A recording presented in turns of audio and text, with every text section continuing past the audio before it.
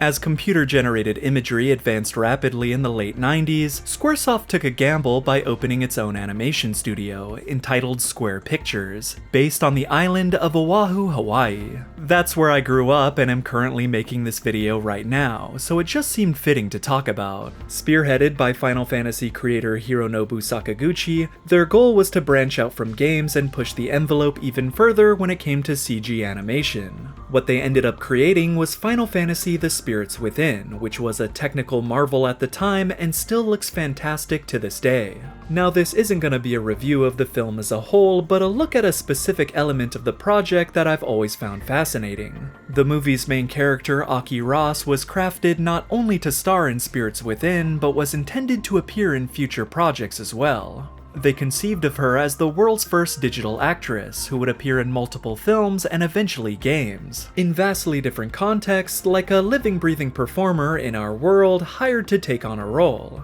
In theory, you might become a fan of them alongside the characters they'd play, driving you to see other movies they star in because of their inclusion. Now, reoccurring characters have always been a thing from one story to another in the same continuity. That same character might even appear across different franchises by the same company, or guest star in something produced by another company in a different world, each appearance being its own iteration of the character who might share the same name or design elements. Even in Spirits Within, there's a character named Dr. Sid, who continues a tradition in the series of having a mechanically inclined character with some variation of that name, even though they don't share the same designs or origins. In the case of Aki Ross, she was never intended to be the same character in any of these roles, unless theoretically the same character would appear in a sequel. But the connecting tissue would be her physical being, which they were trying to convey on the screen so convincingly that you'd believe she could star in other films just like a real entertainer. When Sakaguchi conceived of the story and wrote the initial script entitled Gaia, he chose to name the lead Aki after his mother, who passed away years earlier. And ruminations over where the soul goes after death inspired the themes and concepts of the film itself.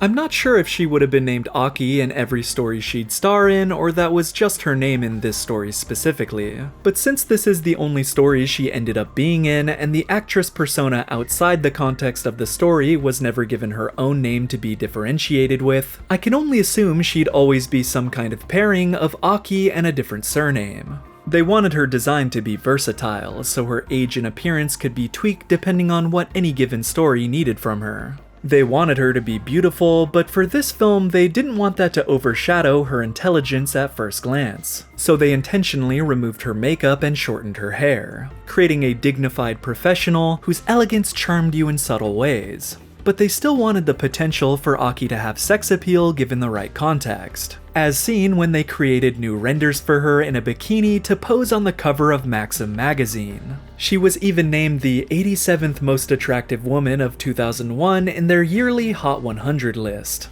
despite, not actually existing. You'd definitely expect a different kind of movie based on this kind of promotional push. In the film itself, she's presented far more conservatively, with a mild-mannered way of speaking. I do really like her all-white outfit with its pointy shoulder pads and thin waist, but she's just not a character that exudes any kind of inherent sexual slant to her. The soft expressions on her face are the things that draw you to her humanity, which was a priority for her designers. And to that end, close attention to detail was paid when crafting her model, so that they could imbue as much life in her as possible. Each character was made up of over 100,000 polygons, with another 300,000 making up their clothing. Aki naturally feels like she's the most detailed of any of the characters, which is a little distracting, but there was likely some degree of future-proofing on her model since they planned to continue using her. Aki had around 60,000 individually rendered hairs on her head, which had to be wrangled by the animators and flow naturally at all times to keep the viewer immersed.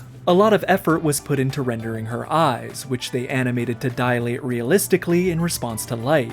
Of course, motion capture using real actors was used to build out naturalistic movements for the characters. But facial and hand animations needed to be keyed in manually using a library of preset shapes and motions they had created in-house. Aki is voiced by Ming-Na Wen, who was also the lead of Disney's Mulan, and she agreed to continue playing the character in future projects, giving them that consistent element. Part of why the film holds up visually is due to the dark, moody lighting a lot of the scenes have, which covers up some of the imperfections. The lighting during these orange sunset-looking dream sequences looks fantastic, but things get a little shaky during broad daylight when the characters start feeling like they aren't actually in the environment for some reason. The creative team of 200 people at Square Pictures ended up creating 15 terabytes of 3D assets and 2D artwork for the film. And remember, this was all being developed around the turn of the millennium. The film took 4 years to create, with 120 years of man-hours put into it by the staff. They estimated around 30 million frames were generated in a render farm they built here in Hawaii during the film's production.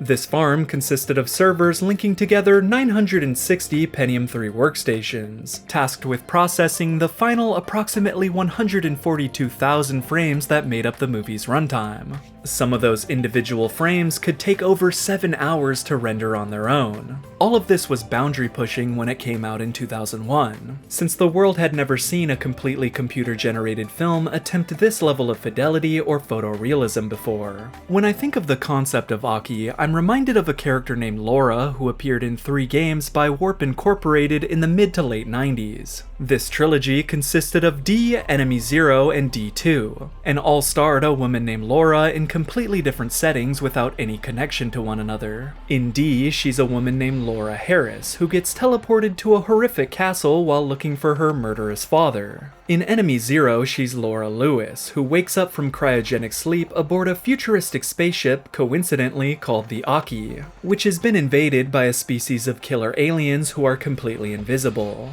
Both of these games were sold as interactive movies, which used a series of pre-rendered shots of the environment to convey the illusion of exploration to the player, while maintaining a much higher visual fidelity than what real-time rendered graphics were capable of at the time. The cinematic nature of these games tie this tangent into the main topic of this video a bit more. Even though the third game is called D2, it also has nothing to do with the other two, bringing its story back to modern day where an airliner that Laura Parton is flying on gets taken over by terrorists who crash it into the snowy Canadian mountains, which are filled with plant-like monsters for unknown reasons. Though it also has many cutscenes, this is the closest this series gets to being a traditional survival horror game, despite having many of its own eccentricities. Laura is basically a successful implementation of the same concept Square was attempting with Aki, sharing the same core design but having a different last name, changing outfits, and hairstyles based on the context of the story she's appearing in. Of course, there are differences between the presentation of Laura and Aki. For example, Laura is a silent protagonist in the first D, but in both Enemy Zero and D2, she's voiced by the same actress in their original Japanese releases, aligning this concept closer with their intentions of Aki as a digital actress. She too appeared in a magazine called High Fashion, where she was modeling clothing in an issue from 1999. I just had to give some credit to Laura since she's so overlooked, and I highly suggest you check out the games she was in, especially D2 and even more so Enemy Zero, which was a real standout. I will say Laura does feel more like a virtual avatar for the player than this star who was meant to captivate millions like Aki was. But unfortunately, the pioneering visual effects of Spirits Within weren't enough to draw people into seats on their own, and the film ended up being one of the biggest box office bombs in history, with a production that went massively over budget, totaling $137 million, and only making back around $85 million at the end of its theatrical run. It's estimated the film ended up losing $95 million after all was said and done, with Square Pictures being closed down shortly after. A lot of people criticize this movie by saying it has nothing to do with Final Fantasy, but I don't think that's entirely true, especially given how flexible a franchise Final Fantasy is in terms of setting and subject matter. I can't imagine the film would have been more successful without the Final Fantasy branding. As a movie on its own, it isn't bad by any means, it's just kinda dull. And I think that was enough to temper any chances the film and Aki herself had to be sensations. The film's own bonus features state that she was meant to show her personality through subtle emotions, not an in-your-face attitude. And I'm just not sure this story was the best way to sell her as a character to the general public. The only other project Square Pictures ended up finishing before they shut down was one of the many short animations that made up the anthology The Animatrix. Their short was called The Final Flight of the Osiris, and it too showcased the studio's ability to create complex, detailed CG animation. What's lesser known is that they had initially intended for Aki to star in their contribution to this anthology. In the making of, they show off their original proof of concept, starring a short-haired Aki in a black leather outfit fighting off a sentinel from the Matrix universe. It's easy to say Aki would have appealed to more people if her first appearance wasn't something like this, but I respect the restraint the creators showed when creating the spirits within as it is. They ended up going with an original concept for their contribution to the Animatrix instead, but it's interesting to think that this is the closest we're ever gonna get to seeing Aki appear in different contexts as she was intended to. That is, unless Square Enix ever decides to revive the name and design as some sort of deep callback in the future. That's right, the Squaresoft who greenlit all of this was merged with Enix Corporation, the creators of the Dragon Quest series, to form Square Enix, the entity we're familiar with today. Now, there's a bit of a misconception that the failure of Square Pictures and Spirits Within drove Square to the brink of closure before Enix scooped them up. In reality, they were both already in talks to merge their companies even before Spirits Within released. And the failure of Spirits Within actually caused Enix to hesitate and take a step back from the negotiation table. Square was able to restructure and survive, releasing the successful Final Fantasy X and Kingdom Hearts. This was enough to reopen talks about merging with Enix, and the rest is history. Though it's true that Square was the one dissolved into Enix and not the other way around, showing that the failure of Spirits Within still took a toll on their financial standing before the merge. Sakaguchi resigned from his position at Square in 2001 in the wake of the film's failure, spending the next 3 years living in Hawaii, lazing around feeling guilty and disheartened that all of this had happened under his leadership. Eventually, he picked himself back up and established a new company called Mistwalker, based both here in Hawaii and Tokyo.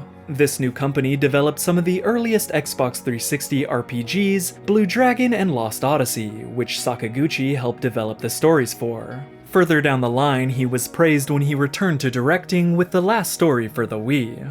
So all parties involved with the Spirits Within seem to have recovered from this whole blunder. Now it's just an ambitious idea to look back on. Was it really worth pursuing a realistic art style like this when it could have been done with real actors? While CGI movies are still huge to this day, you really don't see them aim for photorealism, even though it's much more achievable now. Usually you'll see a live-action movie with CGI elements blended in, to give the illusion that it's happening in reality. Meanwhile, with high-budget video games, pushing the envelope to create even more convincing realistic graphics is still all the rage. But even now, I think we're realizing graphical detail isn't enough to sell a game, and things like that are becoming less impressive to the general consumer. Some of these games have surpassed the visual fidelity of Spirits Within in certain regards, like with modern facial animation techniques for example, and these are being rendered in real time. I'm sure these pre-rendered visuals still have the upper hand if we dig into the technical details of things like lighting, but it's crazy to see how far we've come in the decades since this film released. And the fact that it holds up even now is a testament to how high they set their sights when making it. And even after we all perish, Aki will continue to exist waiting for her next role, as the digital actress she was meant to be.